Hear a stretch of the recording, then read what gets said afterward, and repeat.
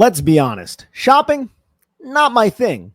I go to the store. There's a lot of people there. It's just not my thing. It's not football. All right. I spend way too long scrolling websites just looking for something simple like a nice pair of jeans. And I'm either overwhelmed by all the choices or can't find anything my style and end up with stuff that doesn't fit and doesn't work. That's why I use Stitch Fix. You just take a quick style quiz, share your size, your vibe, and your budget, and boom, you're matched with a real human stylists who handle the rest. They take care of the work for you. They send you a fix box with clothes that actually fit and make sense for your life, work, weekends, whatever. It saves you time. You look great, and you don't even have to think about it. That's the best part. It's no risk, all style. Try it all on in the comfort of your home. Keep what works, send back the rest. Free shipping and returns, always, and no subscription required. Plus, get a free try-on for your first fix. Get started today at stitchfix.com/podcast to get $20 off your first order, and they'll waive your styling fee. That's stitchfix.com/podcast.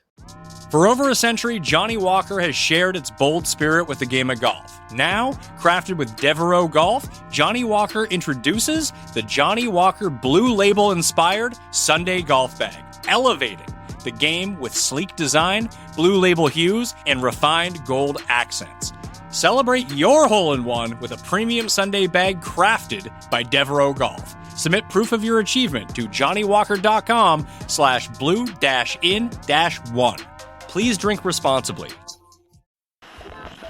The Timeline is a Blue Wire podcast. This is Tom Leander, and you're listening to the Timeline Podcast with Mike and Sam. He elevates and detonates.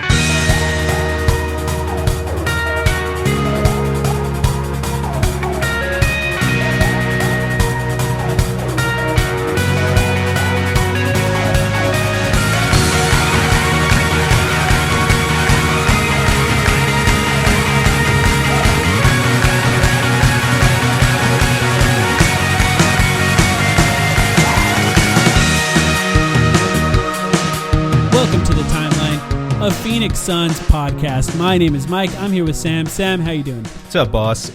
It's dog days of the off season now, and Yeah. as you guys can tell at home, we are already slacking. Given that this episode, I think the way I'd like to excuse it is we're trying to adjust our schedule. For those who didn't notice, we're coming at you after like a week and a half rather than a week. I think we're trying to adjust back. We were recording midweek. I think we're trying to push back to like that typical Monday morning release, for people when they start their work weeks. But I'm doing good. It's been all good on a personal front. The Suns haven't, not gonna lie, the Suns haven't really done much recently. So. Nothing. The NBA sort of continues moving on as far as the news that we have to talk about, but the Suns really have done nothing. I'll ask you this though: it's been a few weeks. Where are you at with Landry Shamet? How you feeling about Landry Shamet? Has it been a few weeks, or did we talk about that It's been a few weeks. On the last one? Well, what is there... Since it happened. I like to think that I'm a man who, when you present me with new information, I have the capacity to change my mind. There's nothing on Landry, man. I think we've been talking about some episode ideas for the future. I think we're going to maybe bring on some guests to talk about Landry, because we never really got to do that deep dive like we do with some guys. So I think that'll be coming up, and maybe that'll get me to reevaluate my opinions. So far, I haven't seen anything on him that would like get me to switch up. But yeah, it would be nice if I could just watch him play some basketball in a Suns uniform. But we're not going to get that for a couple months. Yeah, I ended up watching a lot of Landry film recently, and I sort of talked myself into it even more just because of the types of things that he does. And I think for you, where it doesn't really jive the same way with me, is that you think that Langston Galloway could have done a lot of those things, and I still think there's a gap there. I'll just say it that way. But yeah, just the ability to hit the three at the top of the key. The things that he can do on DHOs that other guys were not doing, including Langston Galloway, but also Devin Booker and Chris Paul both can't. I think that's going to be a huge boon for the Suns. And I've talked myself into it even more. And shout out, by the way, I'll do this early in the podcast, to our friend Durag on YouTube, who made a great video about Landry Shamet as well. I believe it was called "The Movement Begins," which is a great title for a video about Landry Shamet. Check that one out if you haven't already. Do-Rag Hoops on YouTube. Good video on him. I believe our buddy Brandon Zona also make Oh, did he? a video? I think he did. I didn't see that one. We didn't. This isn't in our outline. We didn't rehearse Yeah. this or anything. Zona, our buddy Brandon, also made a video on Landry Shamet. We support both of them, so you should as Yeah. well. He's Zona Hoops on YouTube. Go check those out. But in other words, everyone's excited but you, I think. well, in other words, dude, it's fucking August, and like, what are these? Suns. We talk about Suns Twitter as a community. Suns YouTube is a community too, I think, and everyone's kind of like, what are like? I'm at the point now. I'm just cutting together compilations of like regular season clips, and that's like, I don't know if you guys have noticed. That's all that's going up on our YouTube channel right now, because I'm just like, people are at the point where they're bored. They want to. They're over. I mean, the finals loss hurt and whatever, but we're over it. Like, we're ready to reminisce about all the good things that happened at the end of last season, and so people are just kind of like watching highlights. I have not been in the headspace where I've been tempted personally, just to speak for myself, to make a Landry Shamet breakdown video. At some point, maybe I'll get there. But well, there's a couple up now. People can watch this, and I'll say this: there's not a lot exciting about making a video on JaVale McGee. This is not to say he's not a good basketball player. It's not to say that he's not a great fit on the Suns. But like, everyone knows what he does. Like, he's JaVale McGee. Like, it's just a few things. And how many highlights of him catching the ball and dunking can you really put into a video and then say something interesting about it? So yeah, well, that's where we're all at, I guess. That reminds me of when I made a video last summer. Now we're really spitballing. And I was at least smart enough to put them all in the same video. But I did a video on what Etuan Moore, Langston Galloway, and Damian Jones brought to the Suns. And the Damian Jones section really was like, I was struggling. Like, even at the time I was struggling. I was like, well, yep, here he is. You can see him catch the ball this one time, and he dunks it out of the pick and roll, and there you go. He's a rim runner. It's like, with the level to which people talk themselves into, the role player signings, we know what it is. Yeah. Someone should sign Langston. Can I just say that? Like, at least sign the guy. There are teams out there. I know you're bad. We were perfectly happy with Langston, the contributions he made. So there should be someone out there. And he might be back. I mean, it'd be a weird position to fill that final roster spot with, but he won't be, but I'll love him forever. That's fine. Anyway, I'm ready to move on. You know what happened this week? Well, can I just say that maybe if the Suns kept Damian Jones, they would have won the finals, because he is a multi-time champion. This is kind of the same thing with JaVale McGee. Maybe these are good luck charms that the Suns are signing as well. But the Suns cut Damian Jones too early. Maybe he was the guy that we needed on the bench in order to win the NBA Finals. He's a good luck charm that they were missing. It's a thought. Yeah, that's a thought.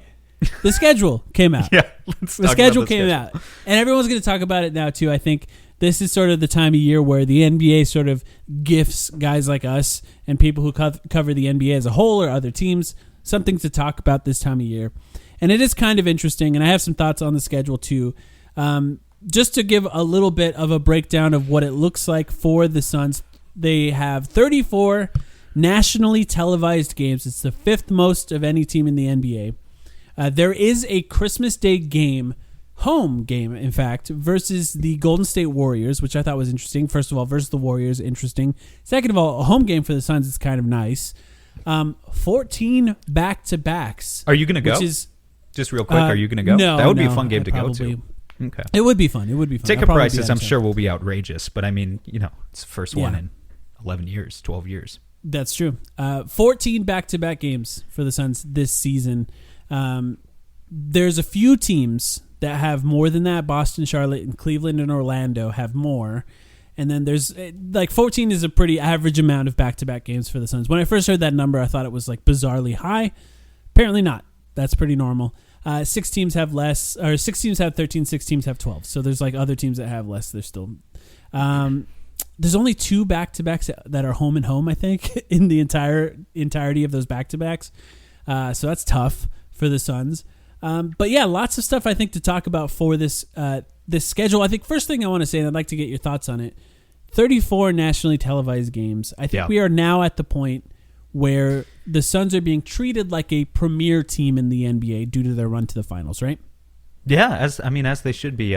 This is not sports related. Didn't the census just come out? Didn't Phoenix just pass Philadelphia? Yeah, as what is it, the 4th or 5th biggest city in fifth, the U.S.? I think. Fifth. Yeah, I mean, it's a big market, man. It's it's not L.A., it's not New York, and I think if you look at the national TV game rankings, it basically reflects that. I think the only teams that have more than us are the Lakers. The Warriors always sell super well, so I don't even mind that. Brooklyn, because it's New York. Milwaukee, they beat us, so I don't mind that either. But the Suns are right there; they're 5th. Just a ton of games, and mind you, we're not even just talking about like the so-called national TV games, but not really national TV games on NBA TV. Yeah, they have 23 games on ESPN, TNT, or ABC. That is more than a quarter of the season on just those 3 channels. is How do you feel about remarkable. that? Do you like when the Suns are? Do you care? Well, I used to care a lot. It used to be. It's kind of funny how those things evolve over time. Like I think about 3 or 4 years ago, because we only got like 2 or 3 a year, and I think there was 1 year where there was 0. Yeah, maybe there was 1. There was, and like, can we be honest in hindsight? Like, I think at the time we all pretended to be angry, but like, did we really? did we really deserve any in those years? Now that we know what winning looks like, back then it meant so much to me, and there were certain aspects. Like it wasn't like there's something special about like a TNT game. I don't know. There's something special about like that production. Maybe this is just nostalgic for me, kind of having grown up with. Different people feel different ways. I know some people are very nostalgic about the NBC productions back in the 90s. Like for me, and I feel like for my generation, NBA on TNT is the bar. And to hear like Kevin Harlan call your game and to hear the half court, the halftime analysis, so-called analysis, it's not real analysis, but like just to hear what Shaq or Chuck would have to say about a guy like DeAndre Ayton, there is something special about that. And now it's not going to feel as special, because it's going to happen all the time. But I think to your point, like, isn't what you're a little bit more worried about isn't necessarily the cosmetics of the broadcast, right? Like, that's not so much what you're thinking about. You're kind of thinking about, well, the Suns are really a team now in the forefront where we're going to have just kind of takes about them. Let me throw something at you. Yeah. I think that people are going to hate the Suns. Next year, people are going to hate the Suns, and I think it's mostly due to Chris Paul, and I'll just explain why. First of all, I don't care, right? That people are going to hate the Suns, but I do think that for people who are very online, they're going to see a lot of really stupid stuff said about the Phoenix Suns because so many people have pre-existing opinions on Chris Paul that they bring onto the team as a whole.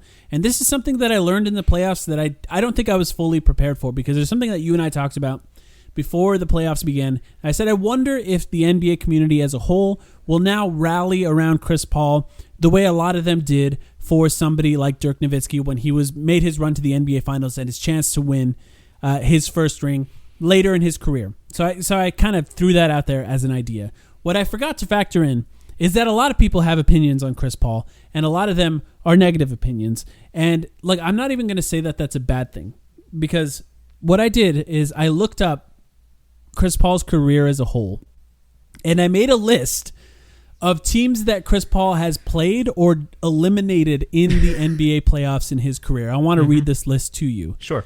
These are teams that he has defeated in the playoffs: Dallas, Memphis, Golden State, San Antonio, Minnesota, Utah twice, Los Angeles Lakers, Los Angeles Clippers, Denver Nuggets. And here's other teams that he's lost to or just played against: Denver, San Antonio, Lakers, Memphis, Thunder, Rockets, Portland, Jazz, and Golden State. And here's the kind of crazy fact about Chris Paul. He's defeated 9 out of the 15 teams in the Western Conference in the NBA playoffs. 9 out of the 15 teams. That's and awesome. Outside of the Suns, there's 15 teams in the Western Conference. Outside of the Suns, he's played 12 of the 14 teams in the playoffs. So the amount of teams in the Western Conference that have had battles against Chris Paul in the NBA playoffs is essentially 90% of the conference. Yeah. They all have opinions on Chris Paul, and they all have brought those opinions into how they feel about the Suns. And this is something that I did not factor in until we made it to the playoffs and I saw the way people are talking about them. This guy's had a long career, and he's been in the playoffs many, many times, and a lot of people hate him now. And now they're going to be on TV for all these people to watch 34 times. And my theory on that is people are not going to like the Suns this year. That's my theory. Yeah, I think it's a good theory, and I think that's a good point, by the way. Is just, I think fan bases, if you got eliminated by Chris Paul, like when was the last time Memphis played Chris Paul in the playoffs? like Zach Randolph era. Yeah. Like you let go of some things after time, I think. But especially with some of these teams that he's eliminated recently in the years with Houston, he didn't eliminate anyone with OKC, but obviously with Phoenix, those are like fresh rivalries now. And those teams will continue to hate us, and that's totally fine. I think one of the most unfortunate things, and we probably talk about this too much, but one of the most unfortunate things about NBA Twitter discourse, and I guess just NBA discourse as a whole, is kind of the compounding effect. When you're a player late in your career like Chris Paul, you've had so much time for these narratives to build up. Yeah. And if you don't have the ring, which he doesn't, and it's really unfortunate that this is the case, but with each additional year that he doesn't have the ring and he goes in and he battles and he doesn't have it, there's kind of a compounding effect rather than people rallying around him, like you suggested a few minutes ago. Every year, it seems like more people are against him. Like, it's kind of the personification of, like, nobody cares about your story until you win. Yeah. Chris Paul just needs to fight through it and succeed. And if he never gets there, so be it. But if he doesn't get there with the Suns, hopefully one day, then, people are just going to continue to latch onto that hate. Mm-hmm. And there are other factors, too. I mean, people don't like Jay Crowder. I get it. Yeah. I don't get the Devin Booker hate at all. That's definitely a separate thing. But if people are against the Suns, they don't like seeing the Suns this much on national TV because of Chris Paul and Jay Crowder, I don't give a shit. I'm gonna enjoy it, I think it should be fun. And really, the only other thing I guess you could say is the expectations are a little bit higher now. This can't be like a situation of obviously we didn't want the Suns to fall back down to earth to begin with, but like I remember there have been years where the Knicks or the Lakers have been on national TV 30 times and are a sub 500 team. So obviously the Suns have to maintain a certain level if they're going to be on national TV this much, because as we know, flex scheduling in the NBA isn't really a thing. You can't really change the schedule once you set it like this. You can occasionally, but it only happens a couple times a year. So now that it's locked in, I mean, the Suns just need to perform to more or less to expectations. For us, hopefully that means they are right there again, top 4 playoff seed. I think that's like basically, just a contending team. But yeah, and just to sort of add on to what I was describing there, the only teams that Chris Paul has never faced in the NBA playoffs in the Western Conference, because he's been in the Western Conference his whole career, are the Suns. Obviously, I think we would have remembered that. The Kings and the Pelicans. Those are the only 3 teams. And the Kings have not been in the playoffs since he's been in the NBA. His entire career they have not been in. And then the Pelicans, when they were in the playoffs, it was with Chris Paul originally. And then there was 1 year with Anthony Davis, I believe, that they made the playoffs. Maybe 2 years. And I think those were both against the Warriors, if I remember correctly. But they never made it far. And so Chris Paul, long career. And I guess I've come to the point, just sort of, what I learned from the playoffs, I think, is how people feel about him. And I think I understand it, because ultimately opinions are made on players, like how you feel. Rivalries are created in the playoffs. Like we talked about it. Heroes are created in the playoffs too. Things happen in the regular season, and those tend to go away once the playoffs start. I think you could tell by how Clippers fans talk about the Suns now, or how Nuggets fans talk about the Suns now. It's different. I mean, Lakers, there's some sort of a longer standing thing with longtime Lakers and Suns fans that existed previously. Those other 2 teams, not really. So I guess I understand why people feel the way they do about Chris Paul. My theory is they're going to be very loud and very angry throughout the season when they're on the TV a lot. So I guess for Suns fans listening to this, I guess you have an option, right? You could embrace it and kind of embrace the Suns being almost villainous. I don't even think they are, because they're just not. They don't have this massive big 3, like when the Miami Heat were the villains, or when Kevin Durant joined the Warriors. It's sort of an underdog villainy.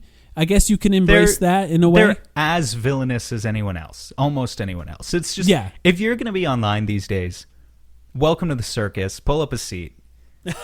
You're in it. Like you're in this. You're in the circus. Toss some peanuts. Toss some peanuts. I had Denver fans big mad just yesterday, as they should be. You baited them. Yeah, and it worked. And I wanted to get them mad. You want to know why? Because I got swept. And it's like, you can just. It's like, we're at that point now. Unless you're a Bucks fan, I guess Bucks fans can hold something over us, but the rest of them can't.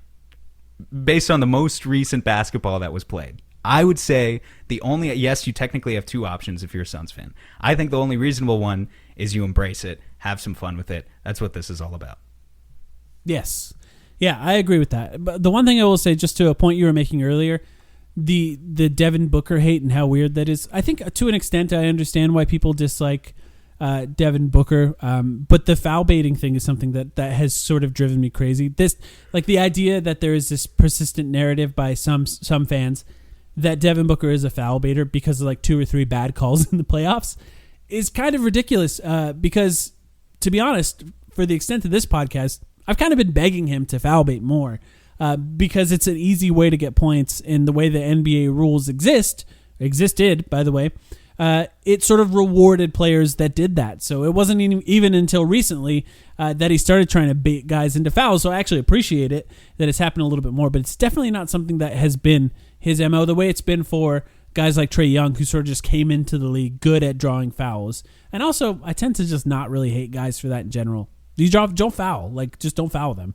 That's the best way to get around that. But I mean, we haven't even had the opportunity to talk about it, but I'm hoping that the new rules. I'm really excited, supposedly, for the NBA officials' new game plan to execute the rules in a little bit of a different way, where they don't want to allow as much foul baiting on offense. Yes. I'm really excited to see that. Now, it may amount to nothing, and I'm also certainly willing to concede that Chris Paul knows the rules really well. He flops, he flails. Devin Booker does the same thing. He uses it to his advantage. But I'd be willing to bet if the officials go into this next season and they really enforce it in the way that I'm hoping they enforce it, it'll take a couple points away from Chris Paul and Devin Booker. It'll take many more points away from the usual suspects, guys like James Harden, Luka Doncic, Trae Young. On the whole, that would be a very positive trade-off to me, and I would love to see it. I don't know if it's going to happen, but I would love to see it. I to be honest, I would prefer that both of those guys look for fouls less if it's not something that's going to be beneficial to them in any way, because I think sometimes it just slows the game down in bad ways. And also, I think the anger towards refs is distracting if you don't get the calls. So absolutely, they adjust quickly. Refs should never be, like when you go on Twitter or just online and you see that the refs have become the main kind of spectacle, the main thing that people are talking about in the game. From the perspective of trying to grow the game, you've already lost. And so I think they're coming to some smart solutions about how they can try and fix that right now. It will affect the Suns sometimes. How many times do we see Chris Paul use that rip-through move when he had a guy reaching a little bit too much? And maybe, sometimes it was just to get the quick reach and foul, take the ball out from the sideline again, right? Reset the clock essentially at 14 seconds. But how many times do we see him do it? He does it maybe once per game. He does it a lot. As soon as they're one foul away from the bonus, that's basically when he does it. And I'm not sure that one's going away. To be honest, I thought that was one of the priorities as well. I don't know. I'd have to rewatch the thread again. I know the Trae Young move that he does, where he puts the defender on his back, basically, and jumps backwards. That is absolutely a priority of theirs. Or the pump fake and then the jump sideways into the defender. That's a huge one that should be going away. That's the worst one, to be honest. And honestly, at this point, they've let it happen so long now that everyone does it. It's not like, James Harden has made a career out of it, yada yada. But like honestly, every jump shooter in the NBA does that now. When you start seeing Kevin Huerter do it, then you know it's bad. Right. It's like, it was one thing like 2016, James Harden cooks you for 50 points or whatever. Okay, whatever. Well, now you've let it go on too long, and now you've got, Troy Daniels is learning how to do it in G League games, and it's like, okay, this is the real epidemic here that we have to deal with. So hopefully some solutions to that soon. So back to the schedule. Christmas Day, first Christmas game in 10, 11, 12, whatever it is. 2009, I think, was the last time they played on Christmas Day. I pulled it up. I actually was curious about quizzing you a little bit, but if you want to, sure. unless you want to talk about what else you were gonna say let's about do the it. game I think first, that's just interesting. generally speaking. Okay, well, what do you remember about the game? You remember the opponent? Was it the Clippers? Okay, so right there, I already know that we're not starting with a high baseline of. So this should be good. Yeah, they played the Clippers. We covered this, man, a couple years ago. Remember when we did the episode about just the entire magical season that was? We definitely talked about this, but to be fair, that was 3 years ago. So the Suns played the Clippers. Yeah. Here's something that's wild. First of all, talking about Christmas Day. Did you know? So the Clippers, the season before, this was the last time the Suns played on Christmas was December 25th, 2010. So the season before that, the 2008-2009 Clippers went 19-63. So my first question, they got Blake Griffin, but Blake didn't play as a rookie. My first question was, why the hell did they have? I know it's LA. Why did they have a Christmas game? Was Chris Paul in that game? No, this was the year before. Right. Chris Paul, he was still in New Orleans. Man, Blake was a superstar. Though. He was an all-star his rookie year, one of the few guys who was I know, an all-star but he didn't play this year either. So that's right. The Clippers come into this game. What a disaster! I would love any NBA historians who actually remember like the context at the time, like to tell us. So yeah, because didn't the Suns score like 130 points or something? So they won 124-93. I had to look up the box score because I was like, I need the historical context. What is going on here? They're playing a team that won 19 games the year prior. Right. The Clippers come into this game with a 12-16 record. I'm like, what is the NBA thinking with this game? So the Suns win by 31. Here's the easy part. Who among the Suns roster led them in scoring, and how much did they score? Let's see if you can guess. Okay, so that was a team. So if it was a 2010-2011 team, that was post Amar'e Stoudemire? No. It was 2009, 2010. Okay, 2009, 2010. Yeah. Oh, then it must have been Amar'e.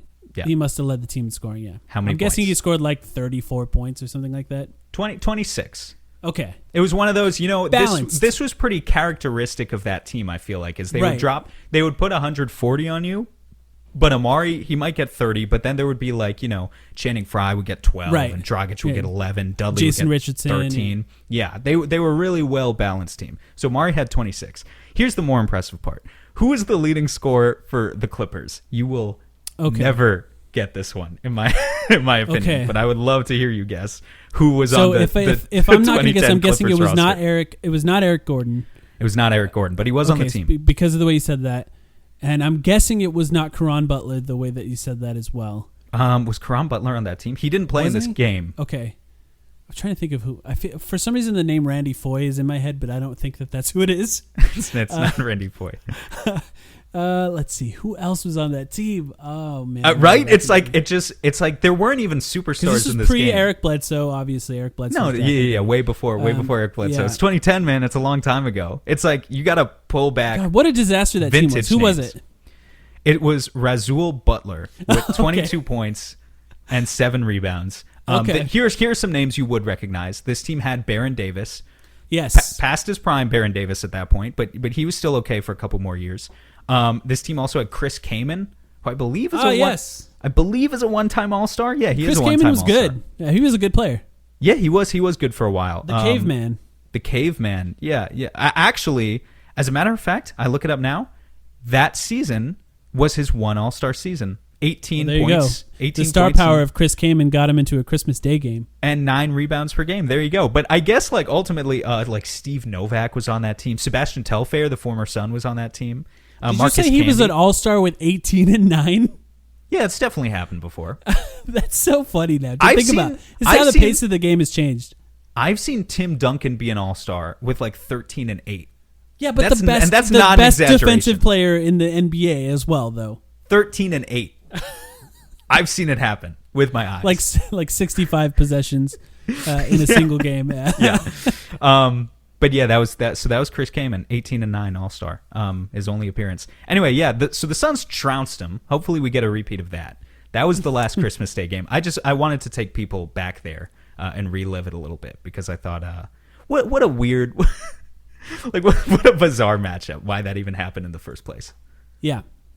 I mean, and now it's the Warriors, right? And we're talking about teams, fan bases that hate Chris Paul, the Warriors are one of them, and right, because they've had multiple playoff battles. Some that Chris Paul, I believe Chris Paul defeated the Warriors early with the Clippers, maybe once or twice, and then of course the battles later on where the Clippers could not get over that hump once they kind of clicked, and then even with the Rockets not being able to beat the Warriors for Chris Paul.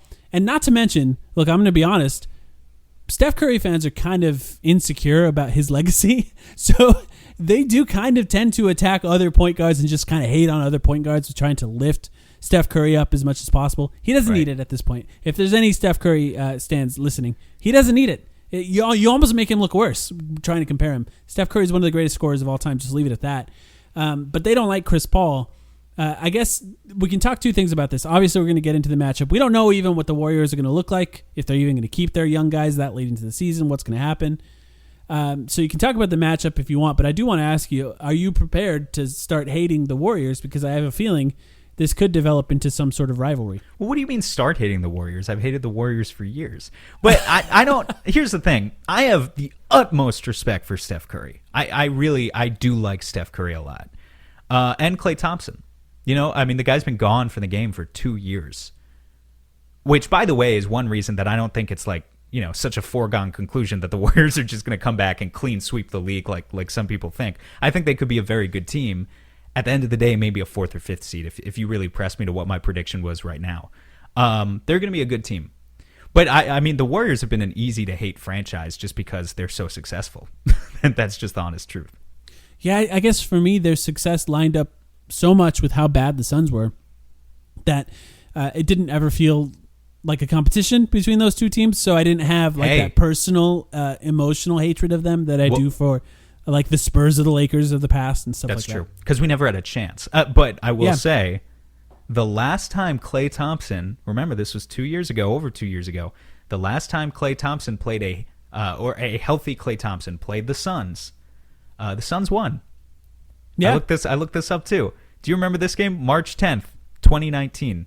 Suns win 115-111 over the Warriors. They were the full-strength Warriors. Curry, Thompson, Draymond, KD, DeMarcus Cousins all played in this game, and it was our 16th win of the season. Yeah. That was the last time. Last time Klay played us. Oubre played that game, right? That was one of the post Oubre. And I remember Oubre being good in that game.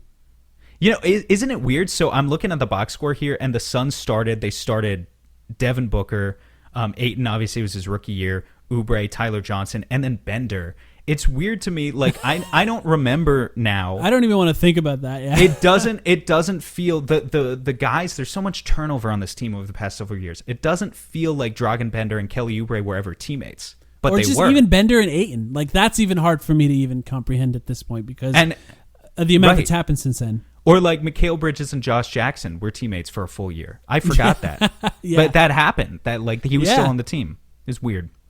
Yeah, that is weird. I think this matchup against the Warriors is interesting for multiple reasons. Like you said, will Klay Thompson be healthy? Like that's going to be a narrative for the Warriors for the entire year. It's a home game for the Suns, right? The Suns crowd will be there, and they'll show out. As we've seen what they did in the playoffs, that'll be treated the same way because it's the first time in 11 years, 12 years for them. So they'll be really loud. And it'll be really fun, and I'm looking forward to watching that, you know, sitting down with my family and watching that game and getting a little too emotionally involved in it, probably, being that it's a Christmas Day game. But it's fun. Suns are back in the Christmas Day spirit, so that'll be fun. He's too good of a human to do this, but it would only be fitting, real Suns fans remember this, if it was such a blowout by the late third, early fourth quarter of this game that Monty Williams just turns his clipboard over to the players and says, here, you drop the place. Because Suns fans still remember the time that Steve Kerr did that to us. It would be nice to get revenge.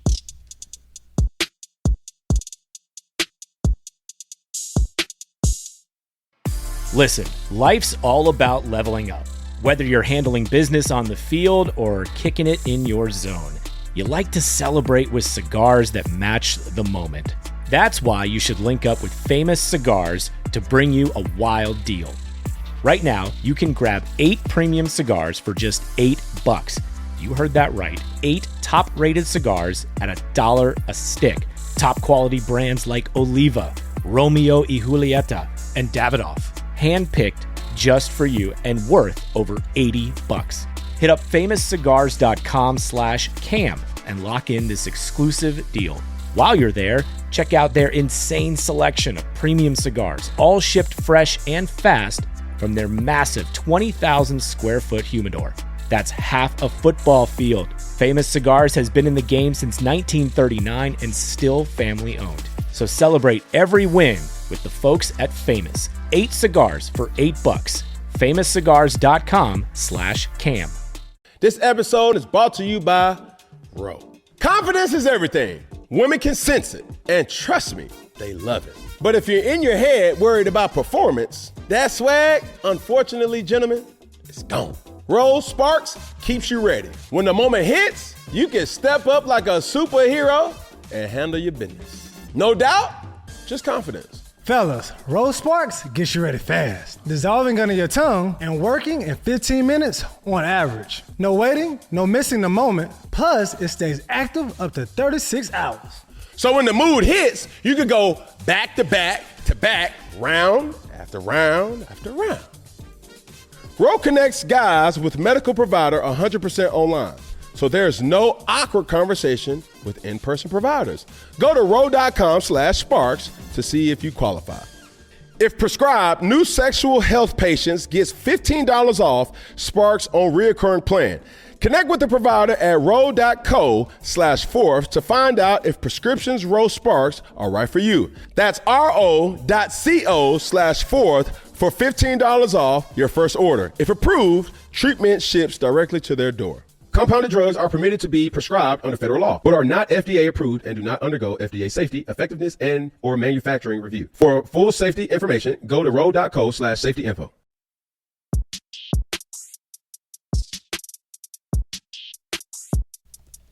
All right, something that I wanted to talk to you about that is not schedule related.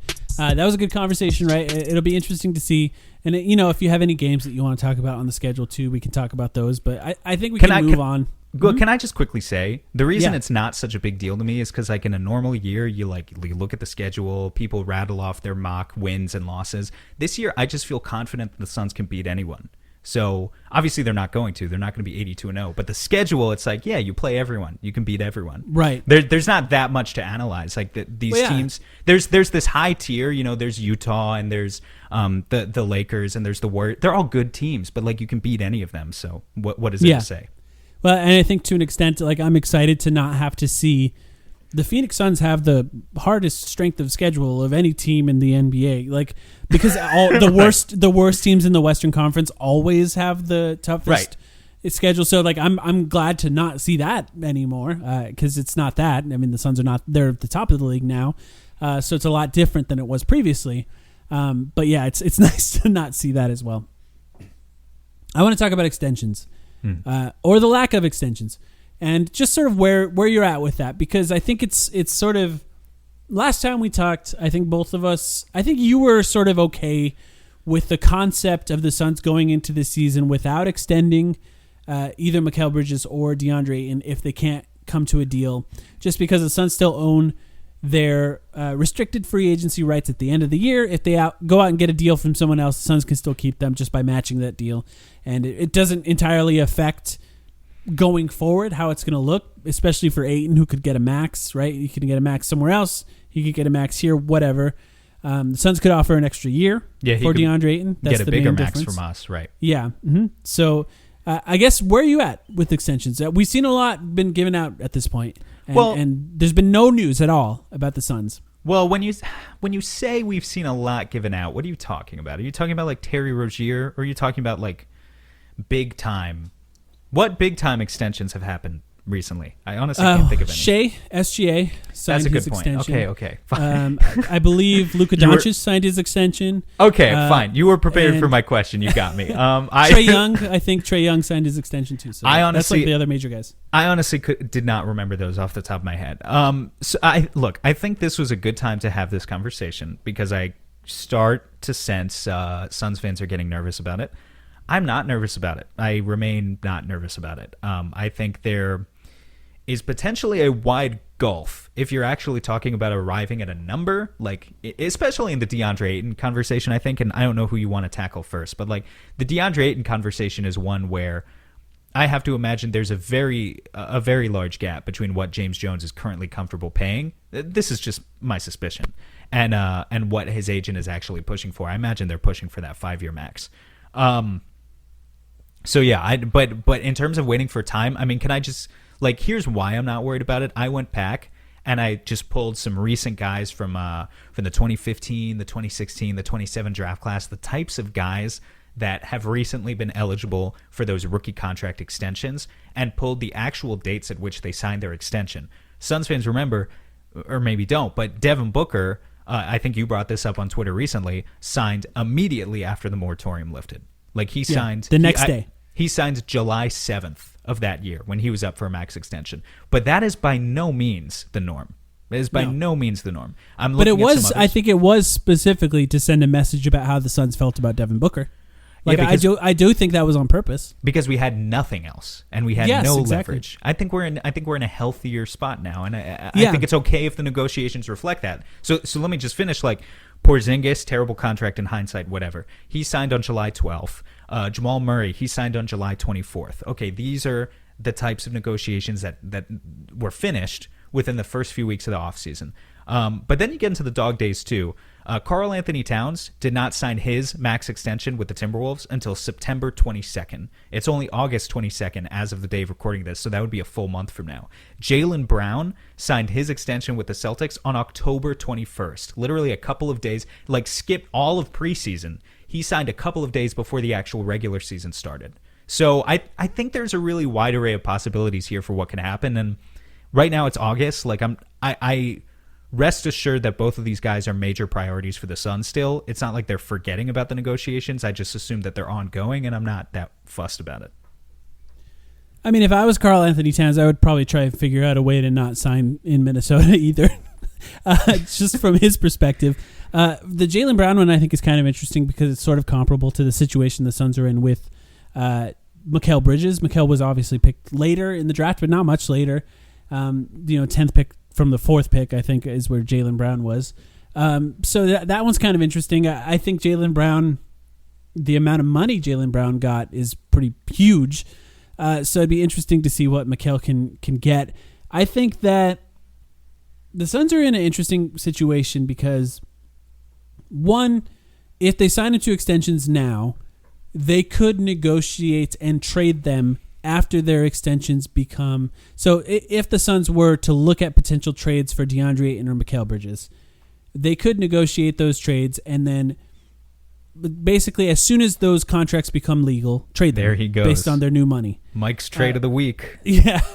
But if they don't, right? If they go into restricted free agency, all of that negotiation is put on hold. Right. And the Suns are in a position where if they wanted to trade those players, their free agency complicates it and it makes it really difficult. We saw in this last offseason quite a bit of players being traded that were restricted free agents just to ensure that the team did not match, which I thought was kind of an interesting development. I think we saw more of that this offseason than any offseason that I can remember. So it's sort of a new wrinkle in restricted free agency, just sort of getting bribed to not match, which I just find interesting. And so the Suns, I guess for the Suns' perspective, right? If you do sign them to extensions now, that gives you more flexibility later. It also means you could, one of two things, pay them less than they're worth, potentially, less than they would get next year, or maybe pay them more than they would get. Yeah. Right? And I think that's the balance that they're trying to figure out at this point. And it could be nothing. Maybe they already have deals that are negotiated. They're just waiting to sign it after they go on vacation. Or, it could be, I don't know. What do you think? Well, yeah, I think you were getting at it right there. It's less a question of value because they could be overpaid, they could be underpaid. Like you said, it's more a question of variance.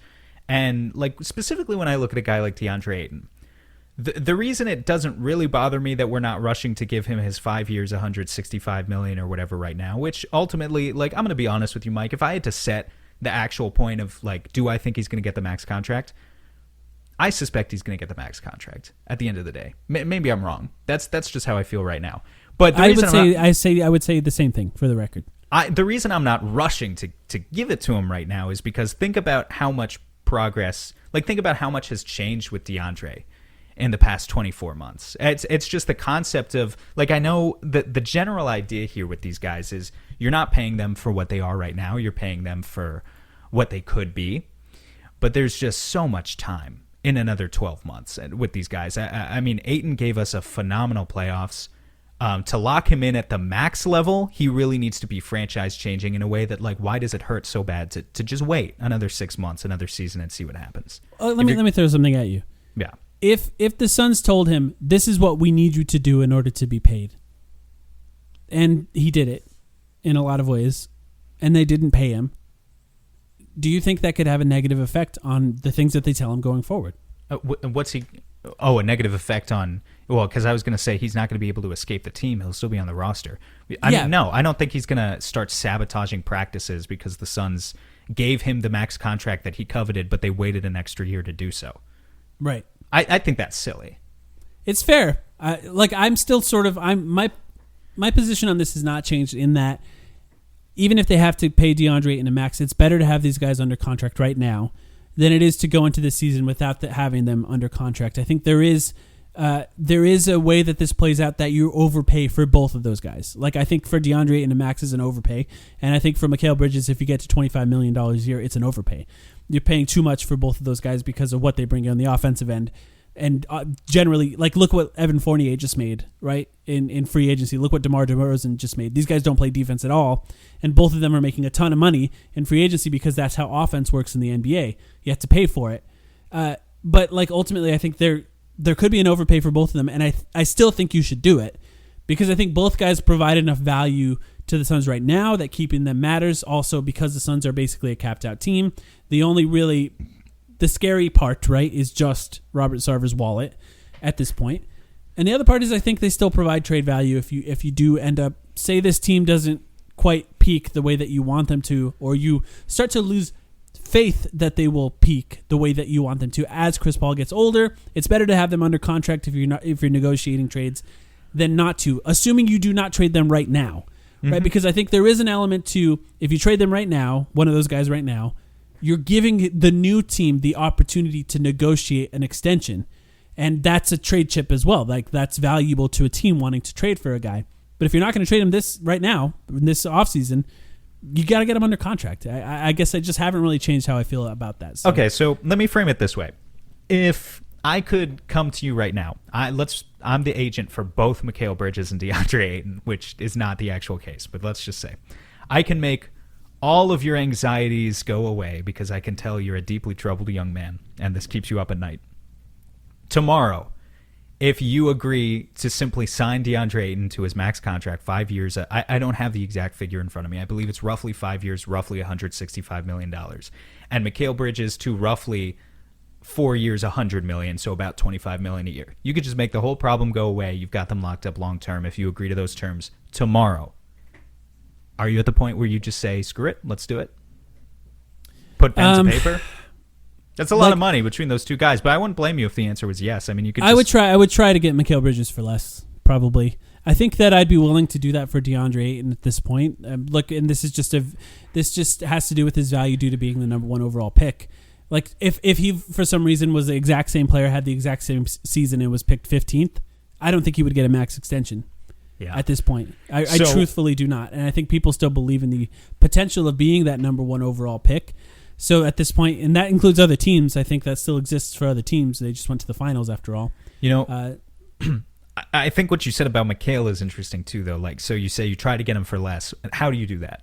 How do you try to get him for less? You could play hardball. I mean, that's really the only way. That's the only option you have. Right. You know, tell him, 4 years, $80 million, 4 years, $85 million, and you could sign that right now. Otherwise, you're going into restricted free agency. Sure. And then you sort of wait till the last minute. If they come back to you and say, I'll do it for 90, then you get him at 90. Yeah, which personally is cool with me. I mean, I think with Mikal, it's like, I think he's getting, we've talked about this in the past, he's getting 20 minimum, and I'm comfortable with him getting 20 minimum. To get to 25, you can't be, I'm talking about 25 million per year when I say that, you can't be a 14 point per game scorer making $25 million a year. You just can't, unless you're Draymond. And Mikal's great, but he's not Draymond. You know? Right. You'd have to be defensive player of the year level and Exactly. provide something unique on offense the way Draymond does. Mikal cannot be a $25 million a year guy. And again, we're projecting, so we're not talking about what he did last year. So maybe he doesn't average 13 points per game, which is what he did last year. Maybe he gets better this year, right? But to get to $25 million a year, you need to be in my opinion, at least in the NBA these days, an 18 to 20 point per game, consistent, solid tertiary scorer who can take over in some games when Chris Paul and Devin Booker are don't have it for whatever reason. Like, he needs to take a massive step up in terms of his offensive load, regardless of the defensive player he is, which is a phenomenal talent. And the tough thing about that with projection and with talking about what the Suns are going to do this year is not much has changed with the roster. Chris Paul is still Chris Paul. Devin Booker's still Devin Booker. Jay Crowder's still Jay Crowder. All these guys, you go up and down the line. I think Mikal Bridges could average 1 or 2 or maybe 3 more points per game next year. I hope he does. But without a goal in mind, an actual objective passed down from Monty Williams to say, hey, we're going to develop you. We're going to put the ball in your hands this year and give you the ball and try and turn you into a 20-point per game scorer. Unless they do that, which I suspect they won't because Chris Paul is still so good with the ball in his hands. I don't really see that avenue for Mikal Bridges to develop quick enough as the type of offensive load player we may want him to be in order to live up to that contract. I think he could live up to 20 easy, but to get more, which is maybe more in line with what he wants, I don't know. I think it's tough. What do you think? Yeah. I mean, I agree. At some point, how can you give a guy $25 million that 85% of his shots that he makes are assisted? Somebody else is essentially creating the offense for them. Right. Like that, to me, that's a disaster. That's a bad thing. So, here's the thing. Here's where I think we have to sort of explain away this whole thing, because ultimately this does not affect what the Suns are this year, this upcoming year, because first of all, they're still on their last year of their contracts, but also like team building wise, it doesn't affect anything for the Suns this offseason or even to an extent next offseason, because a combination of whatever Mikal Bridges makes, whatever DeAndre Ayton makes, assuming these guys are not going to sign their QO and come back on their QO, right? So they're going to have a new contract by next season, not this coming season, but the one after. So the combination of Mikal, DeAndre Ayton, Chris Paul, and Devin Booker, those 4 guys alone, you're essentially over the cap already. So it's not really affecting the team building going forward. Where it starts to affect the team building is in a post-Chris Paul world, which is why these contracts are really, really important and why they can try to get them at whatever they can try to get them. That's why it's really important. So I will say, for Suns fans thinking about it, maybe they just don't care in a lot of ways. Who cares? Just get him signed, whatever. I know for a fact a lot of people listening right now are saying, who cares? And I want to just sign him as max, right? Just sign his max. Yeah, I mean, we're thinking 2, 3, 4 years down the line. Like, envision a Chris Paul-less Suns team for a second, 3 years from now, let's say. Maybe Chris Paul's on the roster, but he's a 10-point per game. He's just, he's 40-year-old Chris Paul. Can you confidently look at DeAndre Ayton or Mikal Bridges, not necessarily who they are right now, but maybe who you're projecting them to be? Can you confidently look at those players and think, yeah, that's a number 2 option behind Devin Booker, capable of winning it all? Like, a level of self-creating offensive talent who's that good? Because maybe the answer is yes, in which case just sign him to a max right now. If the answer is no, well, you need to save some money on the margins, and it's not because, it's not my money. I don't give a shit. It's obviously not my money. It's Robert Sarver's money, but it's just in the grand scheme of team building. If those guys are not who we want them to be, if they can't get to quite that level, which is just a really, really high achievement, then you need to find someone else.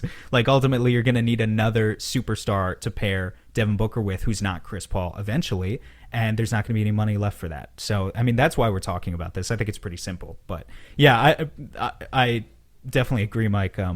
Some people probably don't give a shit, and that's fine. Yeah, yep. Okay, so we'll save that. Right, we're going to get more into that later because they're going to sign extensions at some point, I suspect, at least one of them. And I think even if they don't, it's going to be a talking point for us going forward. So we'll save that. Right before we started recording, I tweeted out on Twitter asking if anybody had anything specific that they would want us to talk about on the podcast. I say I'm going to pick one and then you pick one, and we'll just cover those. Does that sound good? That's good. You go first because I don't have one picked up. Okay. All right. This one I think is a relevant one for us too, because it's related to something that happened this last week. This is from at @AN_GOAT445. Looks like his name is Forcemaster76. Why is the vast majority of NBA media and non-Suns fans so low on the Suns team next season? And then adding to that, why do they have the Jazz and Warriors as higher threats to win the West than the Suns? And what he's referring to is a article written on ESPN.com that surveyed front office people in the NBA anonymously, and they picked people to win the West, the thing that they do every offseason. Not a single person picked the Suns to win the West in that specific poll of people who worked in the front offices in the NBA. I have thoughts on this, but I'd like to hear what you think. Why do you think people are lower on the Suns going forward? I kind of think it's just a partitioning that works against the Suns. It's not like a collective, everyone's like, we hate the Suns. I know people would love me to say that that's what it is. I don't think it's as simple as that. So like when people pick the Lakers or the Warriors or the Jazz, they're coming from different avenues. The people who are picking the Lakers are the traditional big media. They love the superstar talent. They're saying, how can you bet against these three joining forces, these three MVP candidates in their primes? Russ obviously is not an MVP candidate anymore, but you get it. That's the logic. So that's the Lakers camp, and I get it. The Warriors people are saying, well, how can you bet against this team that at one point was just such a prolific dynasty, right? And then you've got, I guess, I haven't seen too many, I'll be honest, I haven't seen too many people pick the Jazz, but maybe there are one or two. I think those are just hardcore advanced stats nerds. They're looking at the Jazz had the best regular season record. They had the best, probably 538 Raptor stats or like something, right? That's like they really like Rudy Gay. I really like Rudy Gay, but yeah, I mean, I don't know. I would assume that's where that's coming from. So I think it's coming from like different sections of the media. I'll say just that the Jazz, I don't really get that, but the Lakers and Warriors, I am fully going into this season. We're going to see more and more of these articles, and I'm fully going into the season expecting that everyone will pick the Lakers. Maybe some people will pick the Warriors, and that is totally fine by me. It's just the way it goes. It doesn't mean I'm afraid of those teams, because I'm not. It's just when you put star players together like that, for some reason that's sexier than what the Suns just accomplished, and so that's what we're going to see. I mean, it's the equivalent of, I hate to draw this comparison because I hope that this is not the Suns' fate, obviously, but why were the Nets favored last year in the Eastern Conference over the Heat, who had just gone to the finals? I think the Suns are ultimately going to be a better team than the Heat were. The Heat really fell on their face and flopped pretty hard. I don't think the Suns are going to do that. But star talent drives ratings in the NBA. And so star talent ultimately is what's driving these articles too, and some of these predictions. That's all it is. Okay, for me, there's two things. One, Suns fans just have to come to grips with the fact that things went right for the Suns in the playoffs to allow them to make it to the finals. Anthony Davis was injured. Jamal Murray was injured. Kawhi Leonard was injured. That had an effect on the Suns' ability to make it to the NBA Finals. Don't forget PJ Dozier. I had some Nuggets fans in my mentions yesterday telling me if PJ Dozier was healthy, things would have been different in that series. So, just saying. Could the Suns have beaten the Lakers in the first round if fully healthy? Yes, I believe they could have. Could the Suns have beaten the Nuggets in the second round if the Nuggets were fully healthy? Yes, I believe they could have. In fact, I would favor the Suns in that matchup. Would I favor the fully healthy Suns against the fully healthy Clippers? I don't know. Honestly, I probably would have picked the Clippers before that if they were fully healthy, honestly. So it's just, you have to come to grips with that. But the other thing I think that Suns fans still have not fully acknowledged yet is that the second best player on the Suns is going to be 37 years old when the playoffs begin next year. And for people who are picking what's going to happen in the league next season, they are factoring in the fact that the second best player on the Suns is going to be 37 years old next season. That just makes sense to me. They have to factor that in. Whether or not that's going to matter at that time, there's a lot of factors that go into that. It may not matter at all. In fact, his experience is something that helps the Suns out a lot. But maybe he's not healthy, or maybe he's regressed just a tiny bit, and that regression a tiny bit is not fully made up by the # internal development by the rest of the team. That's just something that we just have to sort of acknowledge at some point. It just makes sense when you're looking at the team that you're taking those two things into account. Things broke right for the Suns. The Suns were good enough that when things broke right, they were able to make it to the NBA Finals. Both of those things are true. And they have an older best/second best player in Chris Paul, and that matters. And older still than any of the big three on the Warriors. LeBron James is the only one that sort of matches him in age, and he's LeBron James. So it's not insane to me that they're not going to pick the Suns going forward. It would be a big bet, I think, to still pick the Suns. And that's sort of why I've viewed the team the way I viewed them throughout this offseason as well. But I bet you wouldn't dare tweet to put such nuanced rational logic on Twitter.com now, would you? Well, no, that's what podcasts are for. Exactly. It's reserved for the podcast. We only make sense on the podcast. On Twitter, like I said earlier, it's a nobody circus. Makes sense. Yeah. Exactly. Embrace the circus, my friends. But I will say, your answer to that question reminded me of this other question that we got here, which I think ties into some of the stuff we've been talking about for the past 20 minutes. Generally, it's from our friend Mendino. We've talked to him a lot in the past on Spaces. He said, do you expect any type of change in regards to Booker and CP3 usage on offense? If so, what adjustments? So I think, if you're worried about Chris Paul being 37 years old, I mean, wouldn't this be the perfect time? And you're worried about, I should say, the Mikal Bridges, the DeAndre Ayton extensions. Wouldn't this be the perfect time for Monty Williams to adjust usage, as an intentional game plan going into the season? Take the ball out of CP3's hands a little bit, maybe play him a little bit less. He was playing 32 minutes per game last year. Maybe bring him down to 28, 29. Explore some other lineups, see what you could do. I feel like that would be pretty beneficial all around. Because if we're going to treat the Suns like a contender, and obviously I'm curious to hear what you have to think about all this too, Mike. So sorry that I just jumped in and I'm going first here. But if we're going to treat the Suns as a contender, it's not so much about the regular season record anymore, right? You want home court advantage in the first round, but beyond that, I feel like they should be embracing some of that experimentation. What do you think they should be doing with regard to CP3 and Booker? I'm prepared to be angry at the total amount of games Chris Paul plays if he's healthy. I'm just prepared for that. We talked about this schedule for this season, 14 back-to-backs. At some point, I've said it in this offseason a few times, at some point you have to save Chris Paul from himself and just ensure that everything you do is with the intention of ensuring that Chris Paul particularly is healthy at the end of the season, and to an extent Devin Booker, who just played the most minutes he's ever played, plus the Olympics. So you got to make sure that those two guys are healthy at the end of the year. Whether or not I believe that the Suns will do this, I think that they will not, for the record. I think that Chris Paul is Chris Paul, and if you have Chris Paul on your team, you sort of take advantage of the Chris Paul things that he does. If he starts to show some sort of difference in how he plays, then maybe you can adjust. But I think in a lot of ways, I don't really see a reason that the Suns would have to. They were very good last year. Maybe Devin Booker goes up another level in his development, and that forces you to allow him to have the ball a little bit more.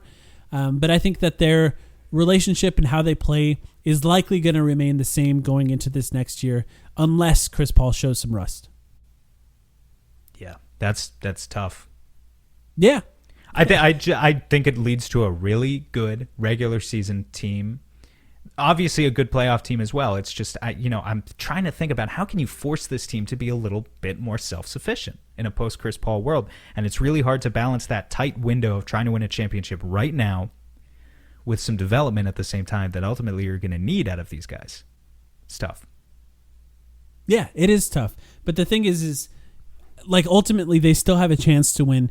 The thing about the Suns, and right, I'm talking about them sort of benefiting from the injuries last year, they're still in a place where the Nuggets are not going to be fully healthy. Klay Thompson is still coming off multiple lower body injuries and may not look exactly the same. Plus, Draymond is not quite the same already. And the Lakers have a squad full of injury-prone guys at this point of their career. So when you're talking about other players, and of course Kawhi Leonard, you're talking about other players, other teams in the Western Conference, the Suns are still going into next season as a team that could potentially be a favorite and should be considered a contender in going into next season. and they still have a good chance to make it to the NBA Finals if things go right for them again. But they do have to remain healthy, and that's the important part. So, I just think it's kind of interesting with Chris Paul being older. Like, that's a thing that was sort of an effect on both of these questions here. But things are still like outlined in a way where the Suns could make it to the NBA Finals. It's not going to be easy, and I think people still discount the Lakers if they're healthy. But there's still a chance that they could get it there based on just the way the team is currently constructed. You got anything else before we go here? Well, do you want to answer any other questions? I've got one here that I like. Sure. We can do one more. John, I am so sorry, John. It's either John Hajek or that may be a soft J. I'm not sure. You'll correct me, I'm sure. It's a two-part question. Your favorite 6'8" creator? Do you have one? Is it Pascal Giannis? Siakam? Does Giannis count? I just wanted to, I'm sorry. I really just brought this up because I wanted to give you some Siakam shit. And then he also says, do you have a 2021 album that you're enjoying? Oh, that's interesting. I haven't thought about that. Well, I didn't put any thought. Do you have one that comes to your mind? Putting you mind? on the spot. I know you weren't a huge fan of the Killers album. There's like a million things I could list. I would shout out Japanese Breakfast. Saw them live a few weeks ago. It was an awesome show. Highly recommend them. But I was just kind of curious to hear what you think. Yeah, that's interesting. I really, I don't know. I listen to a lot of music from a lot of different eras, so I haven't really thought about that. I have to get back to him on that one. That's a good question. I will say I listen to I know I talk about Billie Eilish on Twitter a lot. Yeah, you do. I wasn't overly impressed with her album. I thought it was fine. There were some good songs. There were some bad songs. The Killers album, I kind of felt the same way. Lord Huron, actually, I really like the new Lord Huron album a lot. I like them. Yeah, I like them a lot. I don't normally like a lot of their music, but that new album, I think it has almost a cinematic feel to the way the album flows and is produced. Yeah. And I just sort of appreciate that. And I also just like this sort of westerny guitar tones that they're using. So I enjoyed that album a lot. I guess that one came out recently. Yeah, that one did a couple months ago. If you like that, I would recommend maybe just giving some of their older stuff a chance again. Maybe it'll click with you. I know a lot. We're talking about like indie rock and pop here. I know a lot of our listeners are probably hip hop heads, so I'll shout out the Isaiah Rashad album. I don't think that really slipped under anyone's radar, but has probably been the rap album I've been listening to the most past couple months. So yeah. All right, good stuff. Good stuff. Hopefully something will happen in the next week that we can talk about. Otherwise, we're going to have to get a little creative, Sam, with the things that we begin to talk about on this podcast. I am ready for the 60-minute episode on Landry Shamet, the deep dive, the first take segment. Thanks, everyone, for listening. We'll be back next week.